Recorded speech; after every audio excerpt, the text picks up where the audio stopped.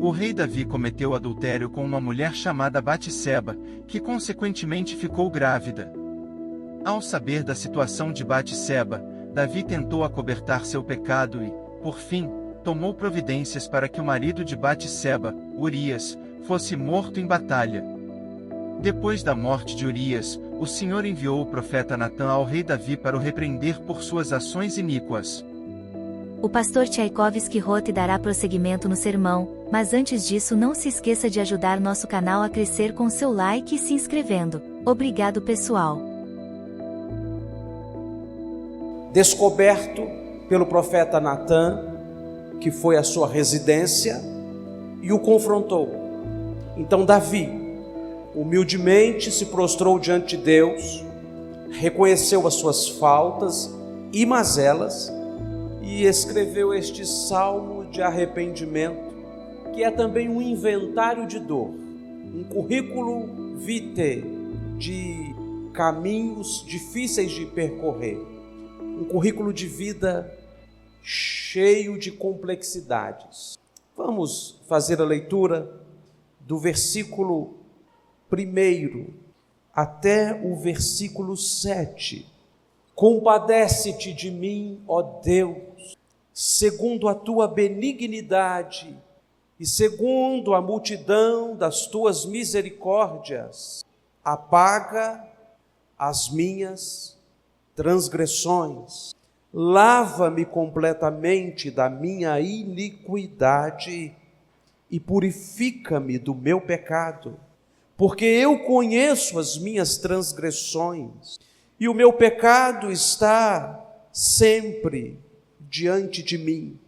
Pequei contra ti somente, e fiz o que é mal perante os teus olhos, de maneira que será tido por justo no teu falar e puro no teu julgar. Eu nasci na iniquidade, e em pecado me concebeu minha mãe. Eis que te comprases, na verdade, no íntimo, e no recôndito me fazes conhecer a sabedoria. Purifica-me com hisopo, e ficarei limpo. Lava-me, e ficarei mais alvo que a neve. Faze-me ouvir júbilo e alegria, para que exultem os ossos que esmagaste. Versículo 12, irmãos, vamos lê-lo juntos. Restitui-me a alegria da tua salvação e sustenta-me com um espírito voluntário. Vamos orar? Feche os seus olhos, abra o seu coração, curve a sua fronte. Vamos falar com Deus. Senhor, nosso Deus e nosso Pai, eis-nos aqui mais uma vez, diante do teu trono de graça, para alcançarmos socorro para ocasiões oportunas. Sim, ó Deus, nos refugiamos em Ti. Tu és o nosso abrigo, Tu és o nosso castelo forte, Tu és o nosso amparo, o sustentáculo, o arrimo de nossa sorte. E aqui estamos, à sombra de Tuas asas, abrigados até que as calamidades passem. Fala conosco, Senhor, em nome de Jesus, para o louvor de Tua glória somente é que oramos. Amém. O versículo 14, irmãos, é dramático. Quero lembrá-los que Davi foi o mais profícuo compositor bíblico. Entre 150 salmos, ele compôs a metade do livro dos Salmos, 74. Davi orou certa vez pedindo a Deus que as palavras dos lábios e o meditar do seu coração fossem agradáveis a Deus. E Deus fez Davi um dos maiores compositores, se não o maior compositor bíblico. Queridos, porém, a sua alegria está nublada por tristezas severas. A sua alegria está empalidecida. E o verso 14, há um clamor no texto, há uma súplica tão intensa que quase não conseguimos descrevê-la. O verso 12, melhor dizendo, restitui-me a alegria da tua salvação. Me faltará voz e capacidade nesse microfone para transcrever este pedido, esta súplica, este gemido. Deixa eu te perguntar alguma coisa, logo de cara. Você já perdeu alguma coisa muito importante na sua vida? Eu sei que muitos de nós já perdemos pessoas muito importantes, pessoas maravilhosas que nos deixaram tão saudosos. E retorno à pergunta: você já perdeu algo muito importante, algo que te faz muita falta e que você anseia ter novamente? Há pessoas aqui que perderam parentes preciosíssimos. Há pessoas que perderam aqui namorados, namoradas. E até é possível que há pessoas que perderam aqui saúde e paz, ou até dinheiro, ou prestígio social. É possível que haja entre nós pessoas que já não durmam mais direito e não têm mais o apetite de antes. Davi era um homem muito privilegiado. Davi foi um homem que teve uma grande ascensão na vida. Da pessoa mais desimportante da casa do seu pai ao rei de Israel, de pastor de ovelhas em tempo integral, trabalhando nos campos e lutando com feras.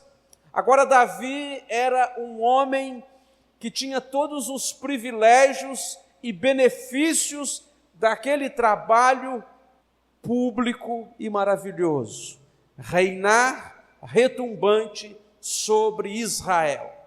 Mas Davi foi um homem que não soube lidar com estas bênçãos.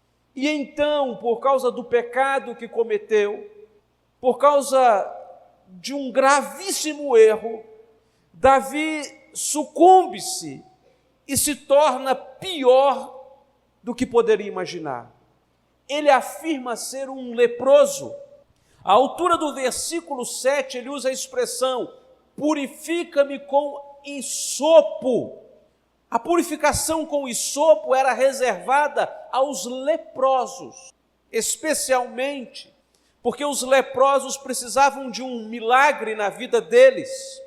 E Davi diz que se Deus operasse este milagre na vida dele, ele ficaria limpo, e a sua alma ficaria limpa, ele seria lavado e purificado de seus males. Como alguém que está afirmando que todas as angústias internas brotaram do lado de fora, que todas as inquietudes agora são vistas em seus olhos, que todas as dores nos ossos fazem tremer até a sua pele. Davi se julga, irmãos, o pior dos homens, refugiado no melhor de todos os lugares. Ele perdeu a família, ele perdeu o reino, perdeu a paz, perdeu o seu salário, perdeu a sua saúde, perdeu o seu respeito, perdeu o sono. Mas entre todas as suas perdas e prejuízos, há uma que lhe causou profundo tormento, que lhe fez gritar com Deus: restitua-me! Se você perceber o texto, foi escrito todo no imperativo, sinal de profundo abandono e total angústia. É como um homem que cai do alto de um prédio de 100 andares e a segundos do chão já não consegue medir suas palavras. É como um afogado que pela última vez se torna flor d'água, mas sabe que não tem mais jeito. É como alguém debaixo dos escombros, abocanhando os últimos suspiros. É quando nós chegamos no íntimo da nossa dor, onde cessam todas as nossas filosofias e convicções básicas que ajuntamos neste mundo e nos agarramos, irmãos, à única realidade que traspassa o nosso peito, que estamos morrendo, mas também a única verdade que transpassa a esta existência. Há alguém acima disso tudo. E Davi grita, embora o texto não diga que ele gritou, mas neste contexto, neste pedido imperativo, uma ordem, um clamor que está dizendo a Deus, faça isso, mostra que ele não está nada bem. Não é uma ordem de um senhor ao seu subordinado, mas é um grito de quem está morrendo. Porque de tudo que ele perdeu, a única coisa que mais lhe faltava para reconquistar as outras era exatamente isto que talvez nos falte aqui nesta noite: a alegria da salvação. Quantos de nós, irmãos, já estamos no automático, fazendo coisas porque estamos acostumados a fazê-las? Quantos de nós nos tornamos religiosos, repetidores litúrgicos? Quantos de nós temos um relacionamento de medo e pavor com Deus? Quantos de nós já não canta no chuveiro louvores ao Senhor? Já não procura na faixa do carro uma música evangélica para cantar em nossas viagens? Quantos de nós já não nos encantamos com as coisas mais simples da vida cristã? Quando foi que o primeiro amor se perdeu? Lembra-te onde caístes e volta-te ao primeiro amor.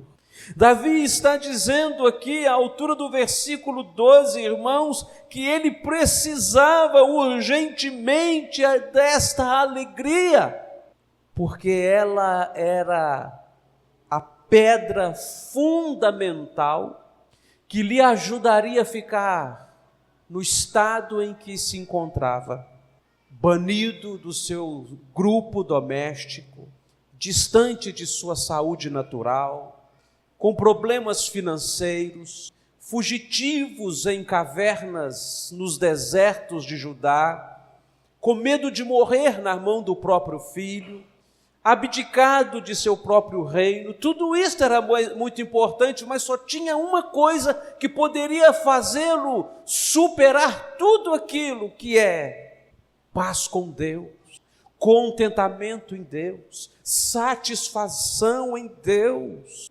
Charlie Chaplin dizia que um dia sem sorriso é um dia desperdiçado. Infelizmente, Chaplin morreu no alcoolismo, afogando suas lágrimas. Ouvi a história de um homem que nunca ria. Então uma criança chegou e, compadecido dele, disse: "Ei, moço, percebo que o senhor é muito triste. Chegou um circo na cidade e eu te garanto que lá tem um palhaço que vai arrancar do senhor as maiores gargalhadas que o senhor já deu." Então os olhos daquele homem se encheram de lágrimas. E sabe o que ele disse para aquele garoto? "Menino, você não sabe, mas eu sou aquele palhaço. Eu trabalho naquele circo. Minha vida é fazerem pessoas rirem, mas eu não acho graça de nada."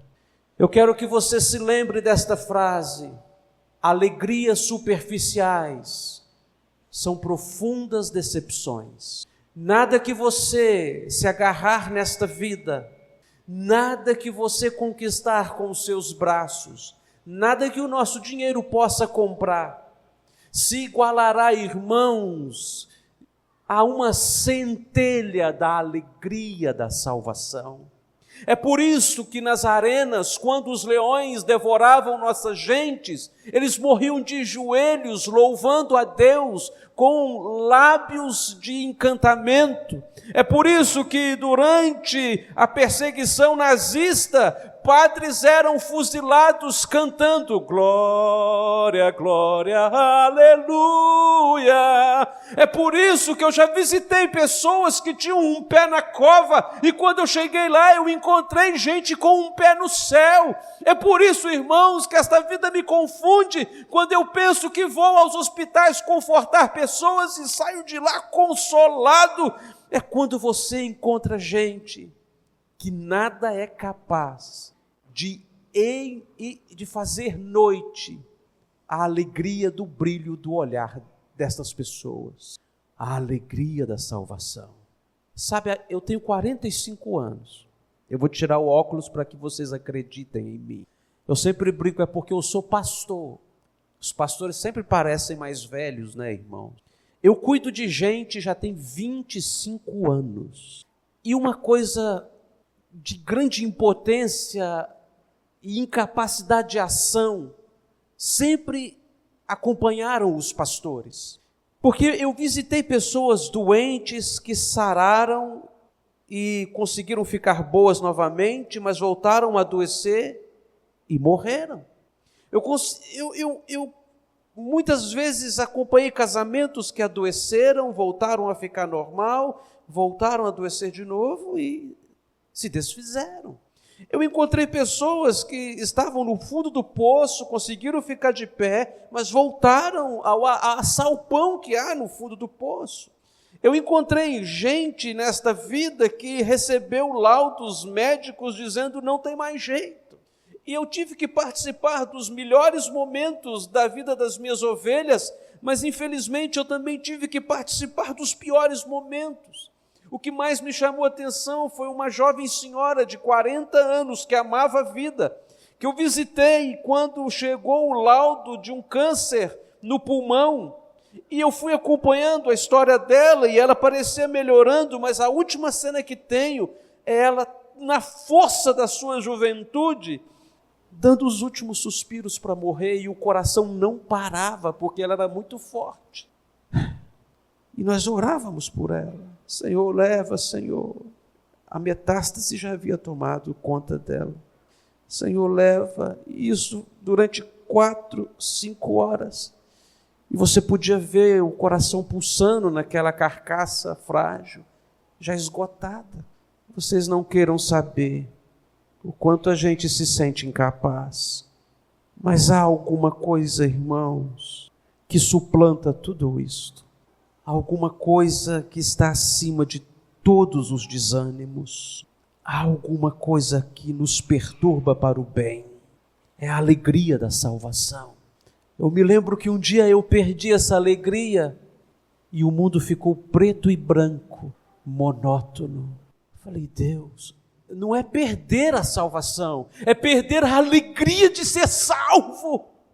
E esses anos todos, cuidando de gente, o único antídoto contra a dor e contra a desesperança, contra o desânimo, contra as paradas cardíacas e as paradas difíceis de serem contornadas, irmãos, a única coisa que eu vi que podia e tem ajudado essas pessoas em todo e qualquer momento é esta tal alegria de pertencer a Deus, o senso de pertencimento, o senso de que nós não somos uma bolha vazia no meio do nada, o senso de que nós não somos uma paixão inútil, o senso de que a nossa vida não é uma bala perdida, nem uma flecha errante, o senso de que há alguém, queridos, acima de nossas tormentas e que invade os nossos corações e transforma estas almas inquietas em oásis de paz.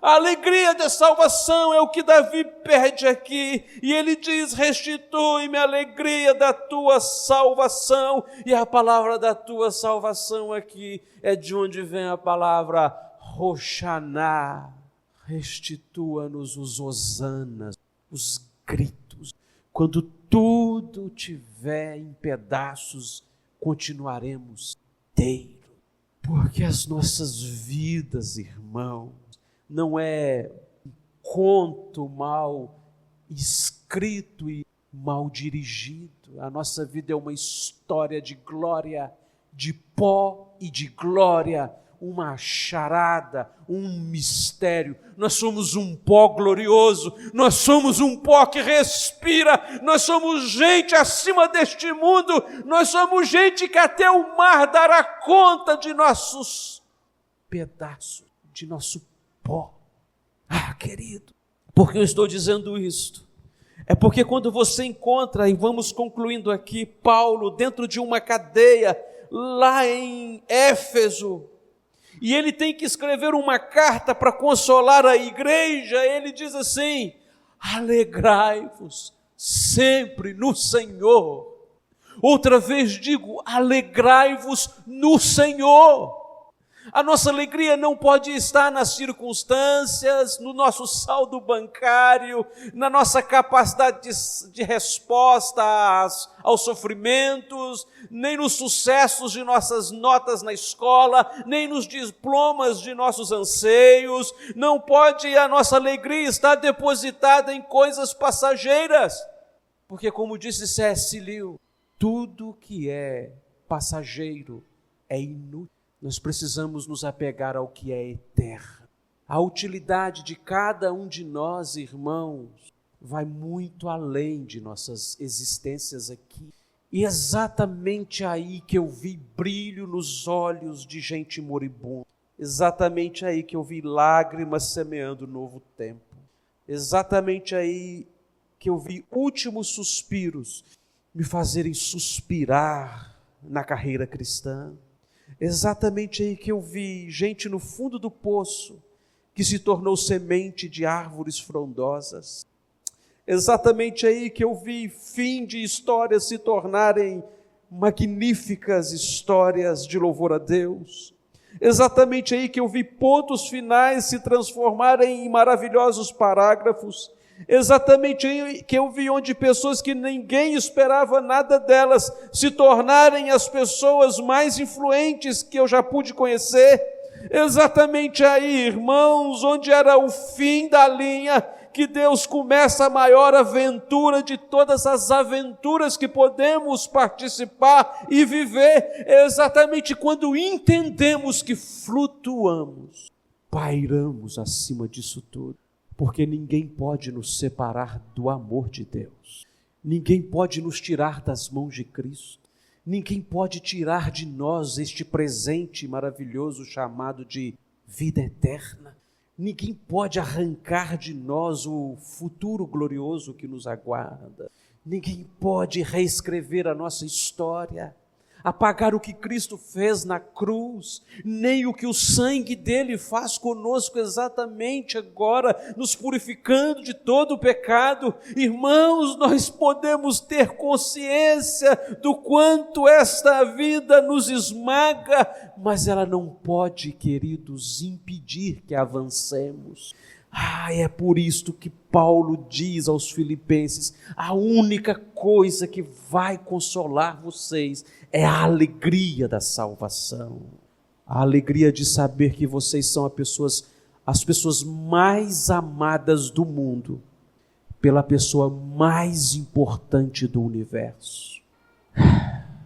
Sustenta-me com um espírito voluntário, ó Deus. Então eu contarei para todo mundo, para todos os transgressores, os teus caminhos, e os pecadores se converterão a ti. Deus, abra os meus lábios para te louvar. Meu filho, meu amigo, há quanto tempo a sua alma já anda carrancuda? Há quanto tempo você já não acha graça das coisas que são cheias de graça? Há quanto tempo você já não pensa mais: como eu posso servir melhor o meu Senhor? Há quanto tempo você está amargo? Quem sabe esta é uma noite memorável para você e para mim. Uma noite que vai iluminar todas as outras noites, que vai aquecer o seu coração.